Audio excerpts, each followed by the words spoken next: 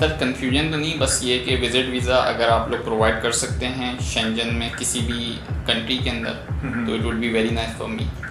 I think मेरी जो आपसे ये बात हुई थी, जो मुझे आपका ट्रैवल हिस्ट्री याद है वो मिनिमल थी आपकी। मिनिमल भी नहीं, मतलब आप समझ लें कि ज़ीरो थी। हाँ ओके। बिल्कुल। लेकिन शेंजन में ना वैसे आप ऑनलाइन सर्चिंग करेंगे, लोग आपको कहेंगे स्पेन पे अप्लाई कर लो, ये फलाना नाम दे देंगे, वो दे देंगे।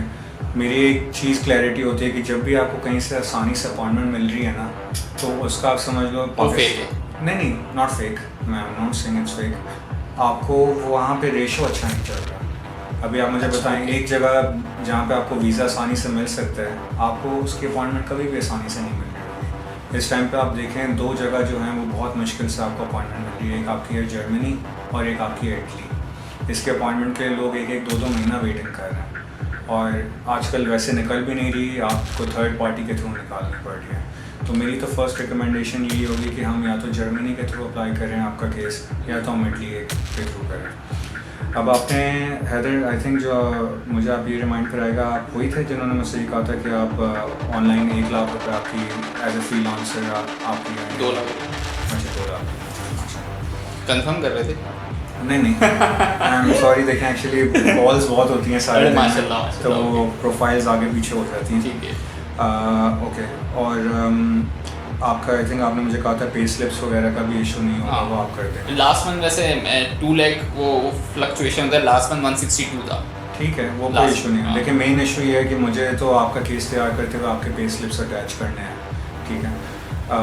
If we go by Germany, इंशाल्लाह the things I will need from you, आपके टैक्सेस पेड है?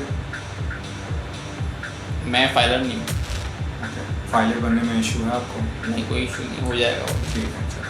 तो उसमें कुछ डॉक्यूमेंटेशन करना होता है, वो थोड़ा सा लॉन्ग प्रोसेस होता है। डॉक्यूमेंटेशन फाइलर बनने के लिए क्या चीज़ चाहिए होती है? यार ऑनेस्टली मेरे पास बंदा है, मैं आपको लिंक करवा दूँगा उनसे।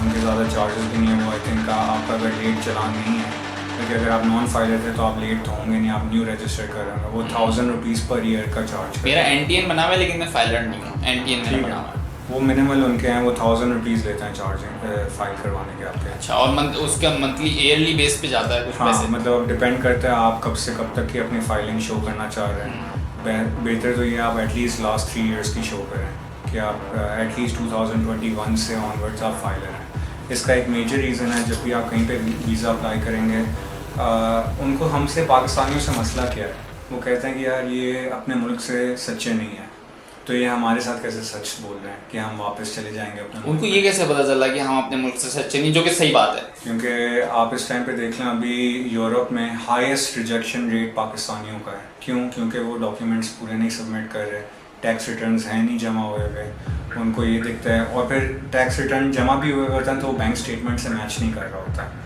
समझ रहे हैं? बिल्कुल डिफरेंट चीज़ें चल रही हैं कि टैक्स रिटर्न पे हुआ है, वहाँ ये शो हो रहा है कि ज़ीरो प्रॉफिट्स हैं, और बैंक स्टेटमेंट कुछ और शो कर रहा है। तो उनकी नज़र में यही है कि ये तो अपने मुल्क के साथ ही गद्दारी कर रहे हैं, तो ये हमारे साथ कैसे कमिट कर रहे हैं कि मैं आऊँगा और वापस चला जाऊँगा। हमें उनकी सबसे पहली चीज़ जो ये उनकी अंदर घबराहट है कि हम वापस नहीं जाएंगे, वो हमें क्लियर करना है, ठीक है।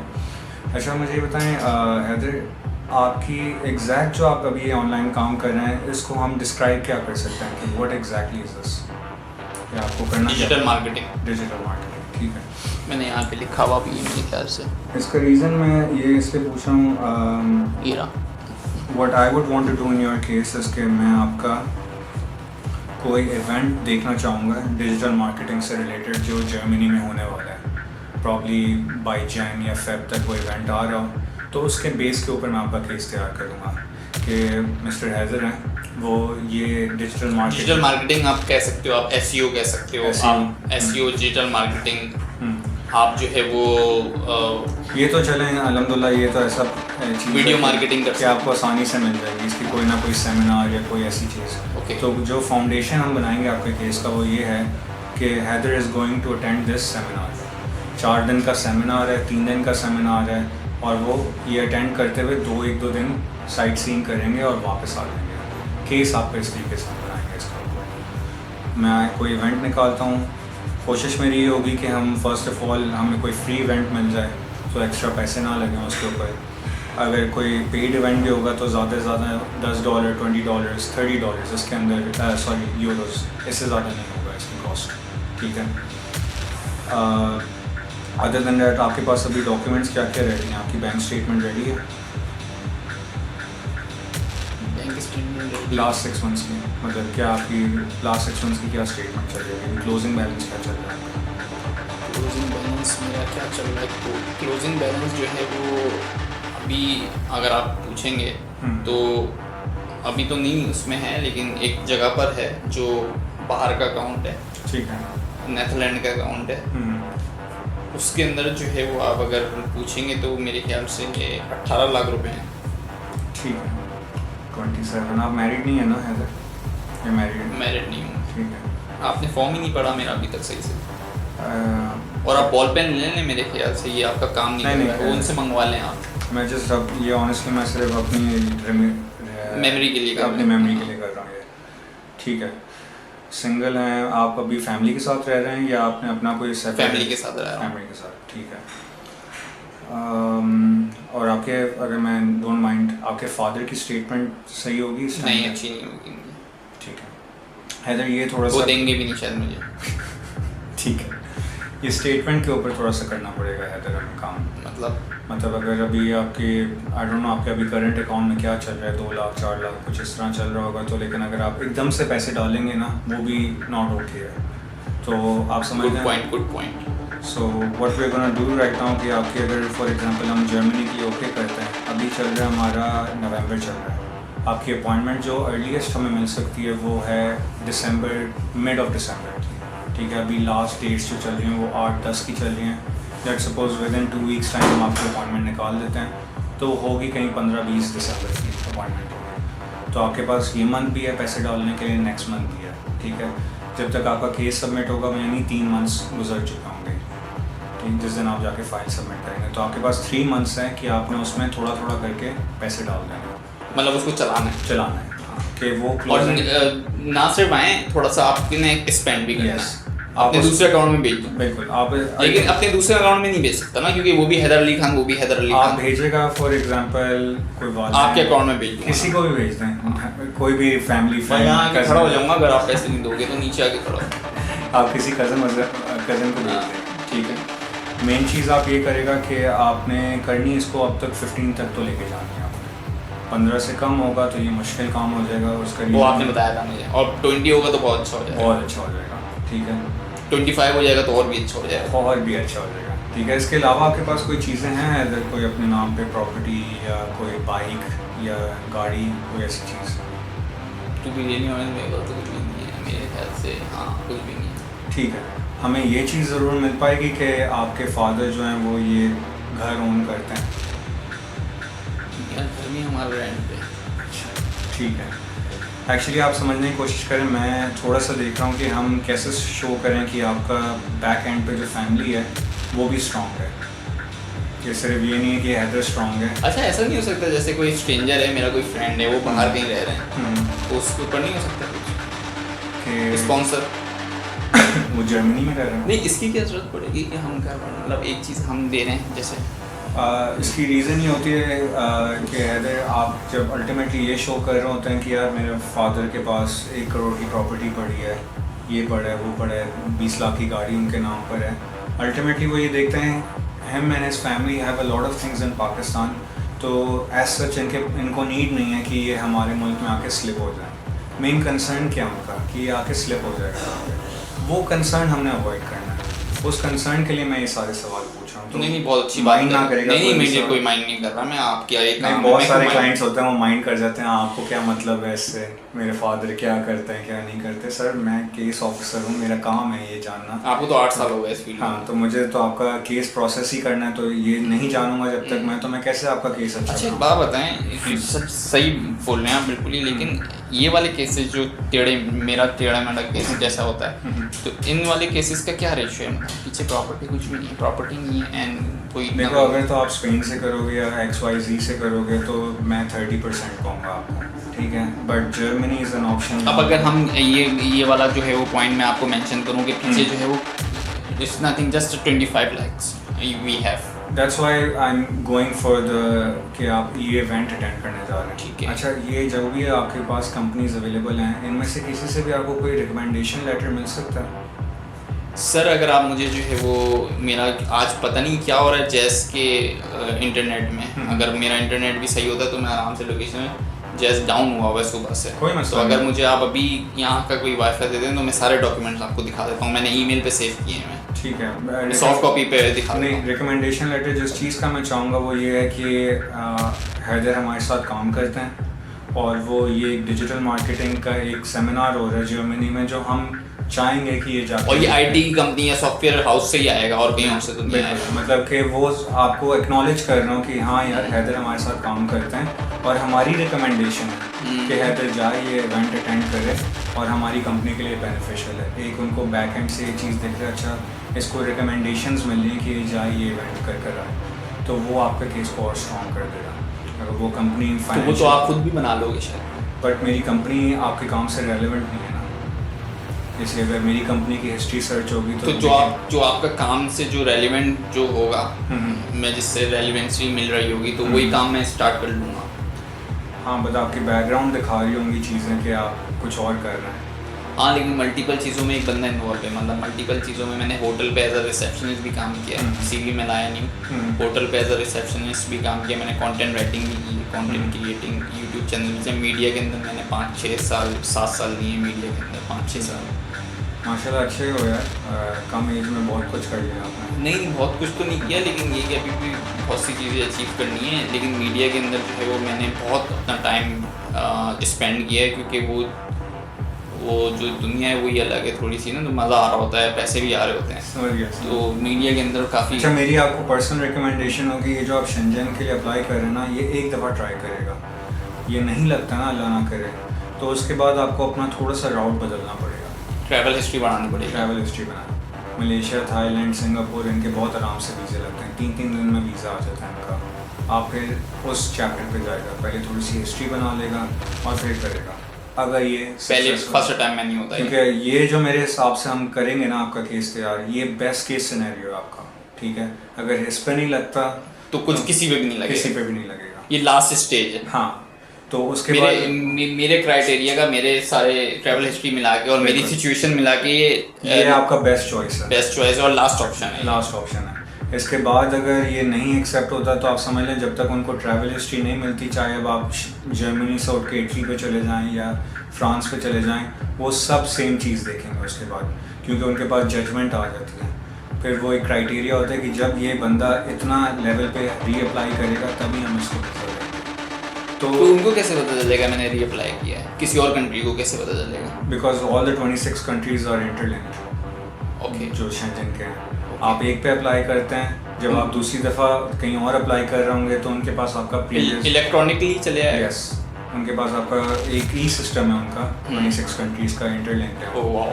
तो जब भी आप कहीं पे भी अप्लाई करेंगे उनको दिख जाएगा कि अच्छा इसने पहले जर्मनी में अप्लाई किया था, ठीक है। वहाँ पे वो रीजंस देखेंगे कि जर्मन वालों ने क्यों नहीं इसको एक्सेप्ट किया था, क्योंकि क्राइटेरिया तो उनका सेम है। उन्होंने ये जजमेंट दी हुई है कि अगर जर्मनी वाला इसको वीज़ा दे देता है तो he is welcome to enter our country as well. Same way Italy वाले ऐसे हैं कि अगर हमने वीज़ा दे दिया तो वो फ्रांस जाना चाहें, वहाँ जाना चाहें, जहाँ जाना चाहें जा सकते हैं। ज़बरदस्त सर, नाइस। तो इंशाल्लाह I think this is the best course of action we can do for your case. अब आप मुझे बताएं आपकी क्या प्लानिंग है, कब आप इसको स्टार्ट करना चाह रहे हैं, कब गो हेड देना चाह रहे हैं, क्योंकि अभी हमें टाइम लगेगा आपको अपॉइंटमेंट निकालने। क्यों? I told you it's difficult at the moment for Germany to get a Germany appointment. क्यों डिफिकल्ट?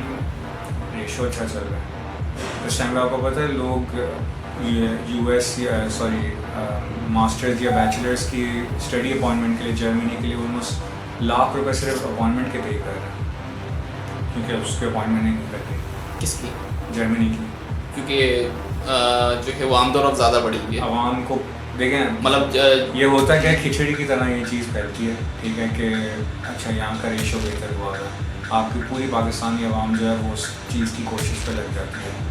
तो एक टाइम था कि एक रात को 5-5 अपॉइंटमेंट्स निकल जाती थी, अब 2-2 हफ्ते में एक 2-2 अपॉइंटमेंट्स निकल गई। तो अभी अगर आप अपॉइंटमेंट के लिए गो हेड करते हैं मेरे अपॉइंटमेंट के लिए, तो आई थिंक ऑलमोस्ट और केस कैसे डालोगे आप? डॉक्यूमेंट्स डालोगे? केस आप देंगे जाके, आपको मैं इसका प्रोसीजर समझा देता हूँ। होगा ये कि आपकी सबसे पहले अपॉइंटमेंट निकलेंगी, लेट सपोज 20 दिसंबर की निकलती है आपकी अपॉइंटमेंट। मैं तकरीबन आपको 15 दिसंबर तक ऑफिस बुलाऊँगा और आपकी कंप्लीट फ़ाइल आपको हैंड ओवर करूँगा, समझा दूँगा आपकी फ़ाइल में ये अटैच हुआ हुआ है, ये आपका ट्रैवल इंश्योरेंस है, ये आपकी होटल बुकिंग्स हैं, ये आपकी टिकट आइटनरी, ये आपका ट्रैवल प्लान है, ये आपका कवर लेटर है, सब कुछ समझाऊंगा। आप उसको 2-4 दिन पढ़ेगा भी ताकि आपको कंप्लीट आइडिया, क्योंकि जर्मनी में आपका शॉर्ट इंटरव्यू भी होगा।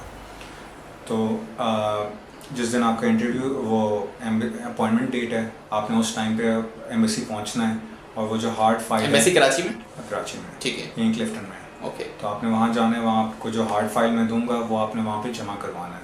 वो फाइल में जो है वो मेरे डॉक्यूमेंट्स, आपके डॉक्यूमेंट्स भी होंगे उसमें। उस डॉक्यूमेंट्स में क्या क्या होंगे? आपके जो डॉक्यूमेंट्स में है उसमें आपका FRC आ जाएगा, MRC मैरिड तो है नहीं, आपका FRC आ जाएगा, बैंक स्टेटमेंट आ जाएगी, पासपोर्ट की कॉपीज़ आ जाएगी, CNIC की कॉपीज़ आ जाएगी। इसके अलावा आपके पास बहुत ज़्यादा चीज़ें हैं नहीं कि प्रॉपर्टी वगैरह तो आप दिखा नहीं सकते। इसके अलावा टैक्स रिटर्न तो वो ज़रूरी है यार, बेहतर है। लेकिन मैं एक चीज़ बोलूँ, जर्मनी है, अगर आप चाहो तो आप रुक सकते हो, टैक्स रिटर्न छोड़ सकते हो। छोड़ नहीं सकते, अगर आप रुक सकते हो, मतलब रुक सकते हो इस सेंस में कि अगर तो वो आपको वीज़ा दे रहे हैं तो वो टैक्स के बेसिस पे नहीं रोकेंगे। अगर उन्होंने डिसाइड कर दिया, उन्होंने अगर आपको डिसाइड कर लिया कि हमने वीज़ा देना है इसको, तो आपको कॉल आएगी और वो कहेंगे हैदर काइंडली आपने अपने फ़ाइल के साथ अपने टैक्स रिटर्न्स नहीं दिए हैं, तो आप विदिन 2 डेज़ टाइम अपना एम्बेसी में आके टैक्स रिटर्न्स जमा कर देगा। तो ये मेरे अभी रिसेंटली एक क्लाइंट के साथ हुआ था, उनको मैंने बहुत इंसिस्ट किया था कि आप टैक्स रिटर्न अपना डालें, तो वो कहते यार नहीं ये खैर आप जाने दो। उनको कोई 15 डेज़ का टाइम होता है उनका डिसीजन मेकिंग का। कोई 10वें दिन उनको कॉल आ गई, उनकी मुझे कॉल आई, हसन भाई वो यार मुझे कॉल आई है जर्मनी एम्बेसी से कि वो आपका टैक्स रिटर्न चाहिए, और मंडे का दिन था, उनको वेडनेसडे से पहले का टाइम मिला हुआ था। मैंने कहा आ जाओ ऑफिस में, आपका भी बनवा देता हूँ। उसने खड़े खड़े बनवाया, अगले दिन गया जाके जमा करवाया, उनको टोकन मिला। 2 दिन बाद का फ्राइडे वाले दिन गया, पासपोर्ट मिल गया, उस पर स्टैम्प हुआ हुआ था वीज़ा।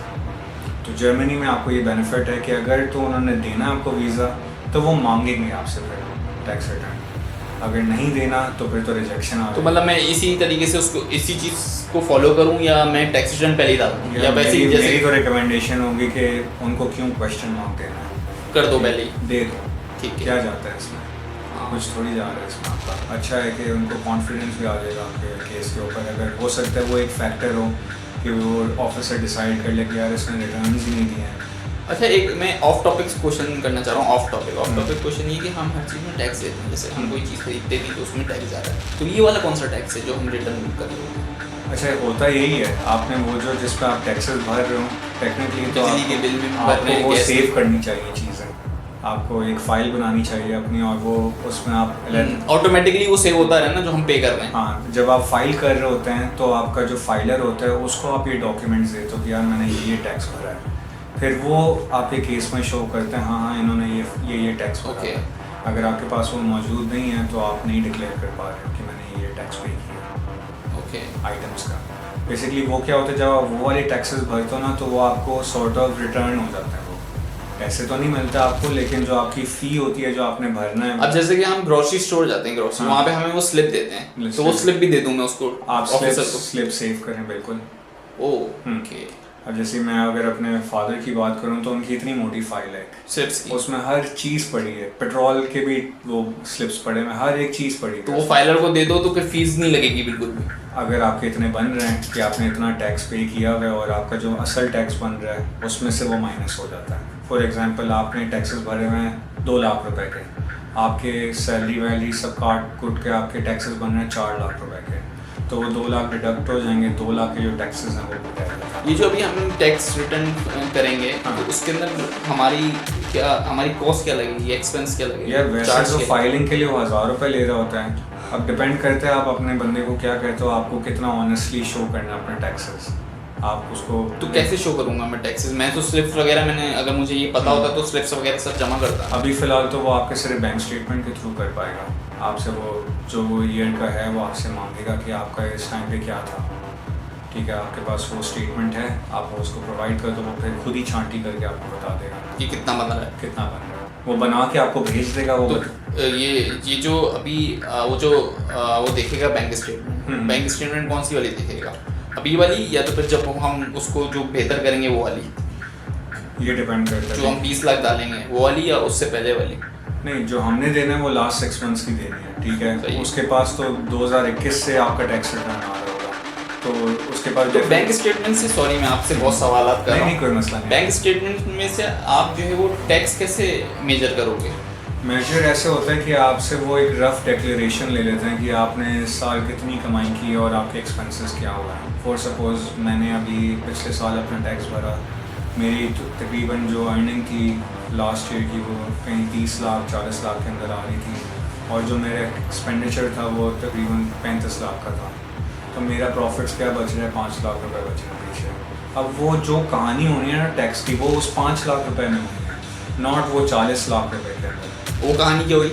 वो कहानी होगी ना, खर्च हो गए पैसे। नहीं, वो 5 लाख में क्या टैक्स की कहानी हुई? कितना आया tax? It was like about 10,000 से कम था। जबरदस्त। हाँ, कम होता है, इतना ज़्यादा नहीं है टैक्स। वो टैक्स ज़्यादा किसका होता है, जो करोड़ों में कमा रहे हैं उनका होता है, लाखों में टैक्स। तो वो अपने आपके थ्रू जो है वो मेजर कर लेंगे उसको खुद ही जो है वो। बिल्कुल। मतलब अगर मैं उनको बता रहा हूँ, वर्बली बता रहा हूँ कि यार मेरी एक लास्ट 1 ईयर की अर्निंग जो थी वो अबाउट 40 लाख थी, एक्सपेंसेस मेरे अबाउट 35 लाख थे, तो वो सिर्फ स्टेटमेंट तब वो मांगेंगे आपसे जब मैं उनको कंफर्म नहीं कर पा रहा हूँ कि हाँ यही है। मैं हो सकता है। अच्छा, अगर बात की जाए कि आपने जो बहुत अच्छे तरीके से, फर्स्ट ऑफ ऑल बहुत अच्छे तरीके से आप एक्सप्लेन कर रहे हो, टू बी रियली ऑनेस्ट, और ये सारी एक्सपीरियंस की बात है। अगर मैं आपसे ये पूछूं, जो आपका लास्ट केस था जिसके बारे में आप अभी डिस्कस कर रहे थे कि उन्होंने जर्मनी से कॉल आई एम्बेसी से और फिर वो देकर आए, वो सक्सेसफुली वो पहुंच गए वहाँ पे, कितने मंथ पुरानी बात है? अभी क्या चल रहा है, नवंबर चल रहा है, आई गेस इट वाज अगस्त में। और उनका भी यही डिजिटल मार्केटिंग कोई इवेंट वगैरह? नहीं, डिजिटल इनका ये केस नहीं किया था, मैंने उनको रिकमेंड किया था, लेकिन उन्होंने कहा यार वैसे ही सादा डाल दो, कोई मसला नहीं। तो ऐसे ही घूमने के लिए वो गए? घूमने के लिए गए थे। स्टेटमेंट बहुत अच्छी थी उसकी, ये मैं ज़रूर बोलूँगा, उसकी 40 लाख की स्टेटमेंट थी। ओके। तो वो कह रहे थे और पर्पस ऑफ विजिट क्या था उनका? बस घूमने जा रहा हूँ। घूमने जा रहा है, purpose of business will be. But that time उनको मैं एडेड बेनिफिट ये भी दूंगा कि उस टाइम पीक रेशियो चल रहा था जर्मनी का, कि मतलब आप समझ रहे हैं जो अप्लाई कर रहा था उसको मिल ही रहा था। अरे वाह। और एज क्या थी उनकी? उनकी अबाउट आई थिंक 29 थी। 29 एज, जबरदस्त। तो फिर वापसी नहीं आए वो? वापसी नहीं आए, वहाँ से पोर्टुगल चले गए, वहाँ से TRC फाइल कर लिया। ये क्या होता है? Temporary residence. ओके। वो कितने साल का होता है? TRC साइन कर दिया, 2 इयर्स का। हाँ, आपने करना क्या, आपने अगर आपने उनको ये कैसे पता चला? इनको ये सारे आइडिया, उनका कोई पहले ही बंदा बैठा हुआ था? यार पहले बंदे की बात नहीं है, लोग रिसर्च की जिनकी नीयत होती है ना ये चीज़ की, वो रिसर्च करके बैठे हुए होते हैं। आपने ज़्यादा मेहनत थोड़ी करनी है, आप एक दफ़ा पहुँच गए होता है, वहाँ 10,000 वकील हैं, आप किसी भी एक वकील के पास जब आपने वो सारी बातें बता देगा।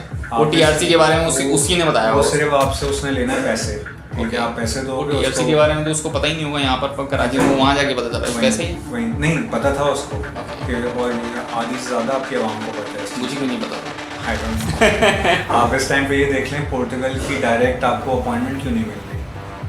क्यों नहीं मिल रही? इसलिए तो नहीं मिल रही क्योंकि ये पाकिस्तानियों ने राउट बनाया है इस चीज़ का कि पोर्टुगल पहुंचना है। पोर्टुगल भी उधर कहीं होगा? पोर्टुगल का सबसे लीनियंट है, लीनियंट मतलब सबसे आसान है कि जो जाए वो मुंह उठा के दे देता है। जबरदस्त। आपको असाइलम भी फाइल करना हो तो लोग पोर्टुगल ही जाते हैं। ऐसा क्यों करते हैं पोर्टुगल वाले? उनको मसला नहीं है, वो कहते हैं ठीक है हमारी कंट्री को बेनिफिट है। कैसे बेनिफिट?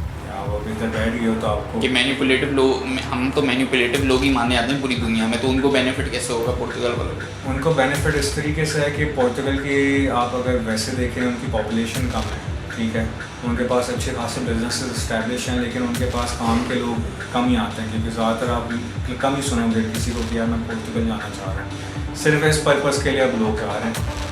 जब से ये पर्पज़ इंट्रोड्यूस हुआ है तब से लोग, आप रेशो सुनेगा लोगों से मार्केट में पोर्टुगल की बातें जो कर रहे हैं, पहले नहीं आप कभी भी सुनेंगे किसी को बात करते हुए इसके बारे में। आपने इसलिए भी शायद नहीं सुना हो, आपका नीयत ही है नहीं तो आपको क्या, आप फिर कैसे सुना हुआ होगा आपने? हाँ, जब आपकी नीयत होगी तब आपको सामने आ जाएंगी ये चीज़ें। ऐसी है, ऐसी ज़बरदस्त। तो कहने का मकसद ये कि फिर वो वापसी नहीं आए, और ये कैसे पता चला आपको कि वो वापसी नहीं आए?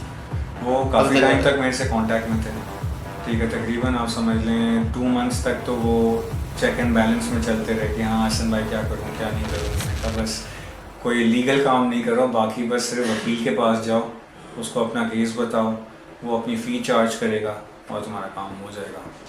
सिंपलेस्ट राउट ये होता है। अगर जिसको वहाँ पे स्लिप होना है, जाके स्लिप होने के लिए लोग दो ही काम करते हैं, या तो वो यहाँ से अपना केस बना के जाते हैं कि भाई मुझे इस पार्टी से थ्रेट है, उस पार्टी से थ्रेट है। स्लिप होने के बाद ज़्यादातर पाकिस्तानी यूरोप साइड पे करते क्या हैं, अच्छा अर्न कर लेते हैं, मतलब अपनी लाइफ सेट कर लेते हैं, या तो फिर यार मैं घर वालों से पैसे नहीं मांगते बोल सकता। देखो असाइलम जो है ना, it's not a very good thing.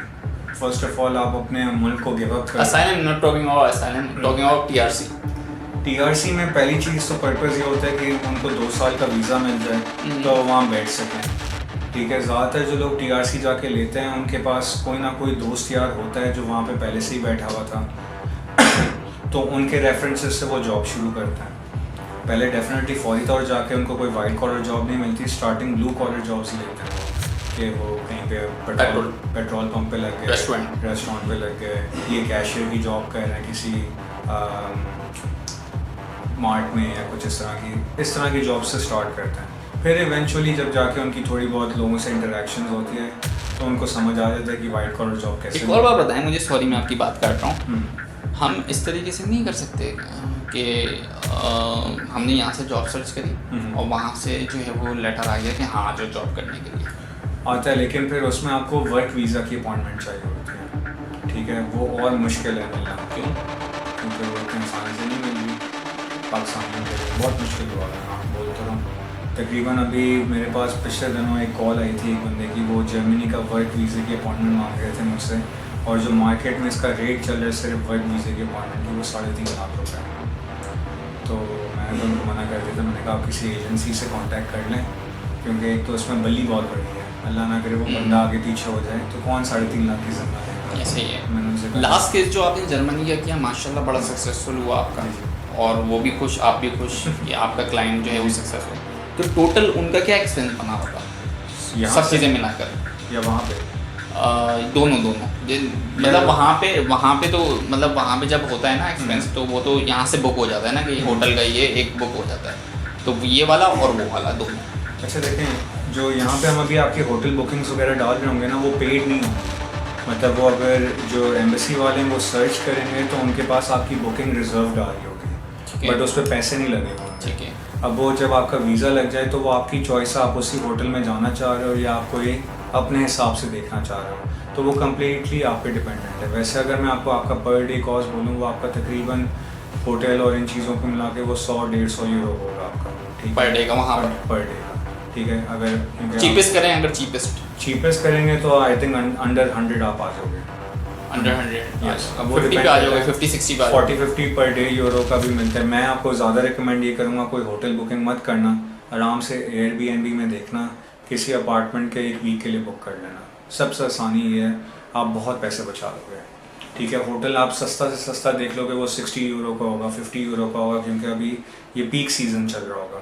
आपका वीज़ा जैन में उन्होंने भी यही किया था, जो लास्ट कस्टमर थे उन्होंने भी नहीं, उनको मैंने रिकमेंड ज़रूर किया था, लेकिन उनको ज़रूरत नहीं पड़ी थी, उनका दोस्त था वहाँ पे, तो वो वहाँ चले गए। वो उन्होंने होटल बुकिंग्स के रिजर्वेशन साथ लेके गए थे कि अगर इनकेस इमिग्रेशन ऑफिसर या कोई मांग लेता है, लेकिन उधर जाके उन्होंने किसी होटल में स्टे नहीं किया था। ठीक है, डायरेक्ट अपने दोस्त के घर चले गए थे वो। ठीक है, जो जर्मनी में रहता है। अच्छा, तो टोटल कॉस्ट पे हम अगर बात करें, वहाँ पे जो उनका वकील का कॉस्ट आ रहा था वो नहीं मतलब वहाँ पे नहीं, यहाँ से जो हम गए वो टोटल कॉस्ट क्या लगा है? यार 80 यूरो आपके वीज़ा फ़ी लगेगी। सही है, ठीक है, दैट्स अबाउट 25,000 रुपीज़। इसके अलावा आपका यही अगर आपको टैक्स रिटर्न्स बनाने होंगे 2-3 हज़ार रुपये आपके इसके लग जाएंगे, और हमारी फ़ी होगी, हमारी 30,000 चार्जेस हैं। 30,000, उसमें हम आपकी सारी चीज़ें कवर करते हैं। उसको आप डिस्काउंट भी कर सकते हो ना, मतलब डिस्काउंट भी करोगे आप स्टूडेंट्स के लिए, तो आप डिस्काउंट करोगे 30,000? कर देंगे, कोई मसला नहीं। कितना कर दोगे? यार देखिए, इसमें मैं आपका इंश्योरेंस भी पेड करूँगा, आपकी टिकट की भी जो कॉस्ट आएगी। या लिखें आप, वो पेन मंगवा लें या लिख दें, ताकि मुझे जो है ना वो घर जाके मैं देखूँ उसको सही से।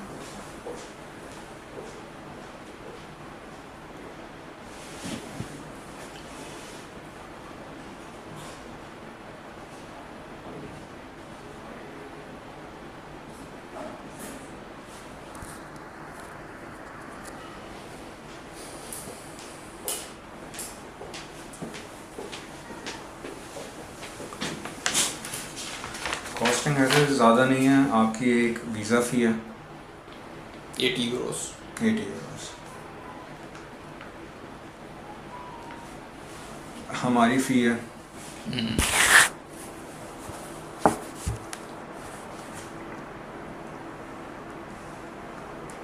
और अपॉइंटमेंट की फ़ी है 12,000। 12,000। मेमोरी अच्छी है मेरी, नहीं? बिल्कुल, बहुत अच्छी है, पैसों के मामले बहुत अच्छी है। ठीक है, तो ये 3 कॉस्ट हैं आपके। हाँ, और ये डिस्काउंट के बाद कितना हो जाएगा? यार ऐसे मैं इस पे ज़्यादा नहीं छोड़ पाऊँगा, क्योंकि ऑनेस्टली ये मैं बेयर मिनिमम पे लेकर आया हूँ ऑलरेडी। ठीक है, आप थोड़ा यकीन रखना, टेंशन ना लो, आपका केस मैं हैंडल कर रहा हूँ, कोई बहुत ज़्यादा इशू नहीं होगा आपको। 27,500 ये आपकी कंसल्टेंसी फीस है। कंसल्टेंसी बोलेंगे ना इसको? जी बिल्कुल। नहीं सर, मैं लिटरली मैं आपको बता रहा हूँ, जिस तरीके से आप एक्सप्लेन करते हो और फ्रेंडली माहौल रखते हो आप, तो ये बहुत बड़ा एक अच्छी एक आपकी जो है वो क्या बोलेंगे, ये बहुत बड़ी जीत है आपकी माशाल्लाह। तो आप जो है वो मज़ीद मुझे और क्या पूछना था? हाँ, ये हो गया, तो वो केस उनका सॉल्व हो गया था, अच्छा हो गया था। बिल्कुल। इसके अलावा और क्या है यहाँ से? नहीं, कुछ भी नहीं। टैक्स रिटर्न आप देख लो, टैक्स रिटर्न हमें अगर पड़ी ज़रूरत तो आपकी तकरीबन, अगर हम 3 साल की करते हैं तो 1000 के हिसाब से तकरीबन आपको 3000 के लगभग 3 to 4000 में कर देता हूँ, ये होगा आपका। सही है, इसको PKR में वो कर दें आप कन्वर्ट। 295 का चल रहा है गेस। हाँ, अप्रॉक्स सही है, गुड अप्रॉक्स। तो ये हो जाएगा और फिर टोटल हम कर लेंगे बाद में। दूसरी बात ये, अब वहाँ पे वो बंदा चलेगा तो वहाँ पे क्या एक्सपेंस हुआ उस? यार जो उस he told me that estimate, हाँ, उनको वकील के रेंजेस जो पड़ रहे थे वो तकरीबन अबाउट 2500 यूरो से 5000 यूरो के अंदर के प्रोसेस में रहा था। उसने कौन सा फाइनलाइज किया था ये मुझे नहीं, ये वकील की फीस है। ये वकील की फीस किस हवाले से फीस है? अगर आप TRC के लिए जाते हो, आप किसके लिए पूछ रहे हो? वहाँ पे होटल रिजर्वेशन वगैरह के लिए पूछ रहे हो? हाँ, होटल। अच्छा, होटल्स के लिए मैं आपको ये कहूँगा कि एवरेज जो अगर होटल देख रहे हो तो आपका एटलीस्ट 50 to 60 यूरो होगा पर डे, जो आपको समझ आएगा। ठीक है, इससे कम में जाओगे तो यू वोंट लाइक इट, मतलब आई गेट इट। तो उससे बेहतर आई विल रिकमेंड Airbnb। आपको प्रॉब्ली Airbnb पे मिल जाएंगे जो आपसे 25 यूरो पर डे के हिसाब से चार्ज कर रहे होंगे। सही है, 25। तो this is a much better option. आपका पूरे 7 दिन का में भी 100 यूरो या 150 यूरो बन रहा होगा। होटल के अलावा और क्या वहाँ पे एक्सपेंस होता है? और खाना पीने का, और वो तो खैर आपके ऊपर डिपेंडेंट है, आप कितना खर्चा करें। इसके अलावा तो और कोई एक्सपेंस नहीं? आपका वैसे जो मैं जो हिसाब समझ आ रहा है, आपको तंगी नहीं होगी पैसों के मामले में, वहाँ पे मसला नहीं होगा। नहीं होगा, क्यों? इतनी कॉस्ट आपकी क्या बन जाएगी? 7 दिन की कॉस्ट कितनी? बहुत अच्छी बात करी। ठीक है, बाकी हाँ, ट्रैवलिंग कॉस्ट में आपको ये समझा देता हूँ कि जो टिकट है वो आपको रफली 5 से 5.5 लाख की पड़ेगी। नहीं, इससे कम की पड़ेगी। आप Jan-Feb में जा रहे हो, अच्छा ज़्यादा होता है, पीक टाइम होता है ना ये, आप समझ लो नवंबर से मार्च तक ये पीक टाइम है।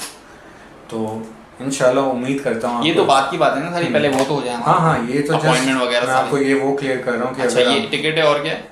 बस टिकट। हाँ, टिकट ही, और तो कुछ भी नहीं है।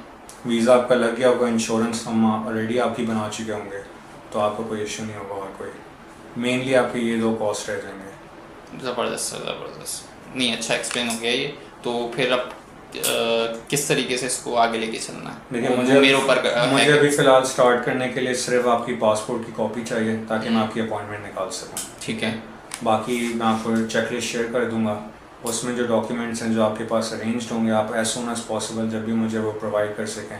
ठीक है, और इसके अलावा अगर आपको कुछ अरेंज करने में टाइम लग रहा होगा तो आपके पास अपॉइंटमेंट से पहले तक का टाइम होगा। और अपॉइंटमेंट कब तक मिल जाएगा मुझे? अभी वही मैं कह रहा हूँ कि अगर अभी चल रहा है 13 नवंबर, तो आप एक्सपेक्ट करें कि before the end of November आपको मिल जाएगी appointment. Before the end of the नवंबर। और अपॉइंटमेंट लेने के लिए हमें पासपोर्ट चाहिए होता है? उन लोगों को सिर्फ पासपोर्ट चाहिए होता है बिल्कुल अपॉइंटमेंट लेने के लिए? ठीक है, जो डिटेल्स चाहिए होती है वो सारे आपके पासपोर्ट के ऊपर मेंशन है, एक्सपायरी ये वो। ओके। तो मैं पासपोर्ट की कॉपी आपको कब दूँ? जब मैं स्टार्ट करवाना चाहूँ। स्टार्ट करना चाह रहे हैं, अब आपने स्टार्ट कब करना है वो आप मुझे अपनी नीयत क्लियर कर दें, कोई मसले वाली बात नहीं। सर, मुझे तो स्टार्ट बहुत जल्दी करना है, और टू बी रियली ऑनेस्ट, मैंने आपको कॉल पे भी बताई वो वाली बात सारी कि एक मिनट दीजिएगा मुझे, सॉरी।